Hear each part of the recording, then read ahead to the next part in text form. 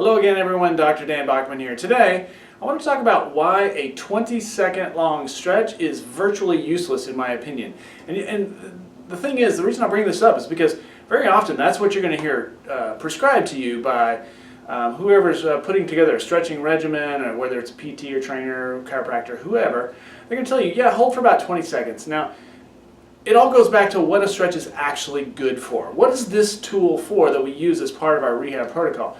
And I use it as a mobility tool. In fact, I think most people would agree that's what a stretch is for, right? However, if that is the case, a stretch used as a mobility tool should show net improvement in range of motion in that stretch every single time you do that stretch, every single day. Otherwise, we're using that tool ineffectively, right? So if we're stretching daily and we're staying at the same range of motion, then we're not accomplishing the goal of that stretch, which is to increase range of motion where it's lacking. And 20 seconds in a stretch, and especially if it's a larger muscle group like a hamstring, is not going to be a long enough stretch to create a longer meat rope, which is what we're trying to do, or a more elastic meat rope so that it can allow normal range of motion to happen. It's just not enough time in stretch. There's tissue creep that needs to happen, or think of it as elastic deformation. If you guys remember physics, you can deform tissue in a couple ways: plastic deformation and elastic deformation. Elastic is the rubber band you pull apart, you let it snap back, and it goes back to the same length it was before. We don't want that in a stretch because we're trying to make it a longer rope. We want plastic deformation of those muscles, meaning they're becoming longer, more elastic ropes as time has gone by of us doing that stretch. So, for example, my shortest duration stretch that I prescribe for patients is 1 full minute, and my longest duration, which is my hamstring stretch, is 4 minutes per leg. And by the way, the duration isn't the only thing that matters with a stretch.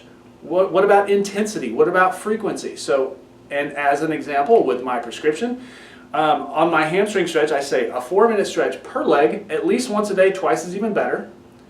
The intensity of the stretch should be barely tolerable. Barely tolerable means you can last 4 minutes, but you're miserable the whole time. And at least once a day, twice is even better. I'll tell them, do this once a day. Every single day, you should find that your range of motion improves. As long as that's happening, you're doing it right. If you want to get your results even faster, do it twice a day. So, restore range of motion, and then stretch's usefulness is to touch up that mobility for life. Meaning, if you had 30 degrees of a straight leg raise, and we're trying to get them to 90 feeling easy, once they get to 90, they don't have to do the stretch every day, but they have to check it periodically to see if that muscle has tightened up again, which it will.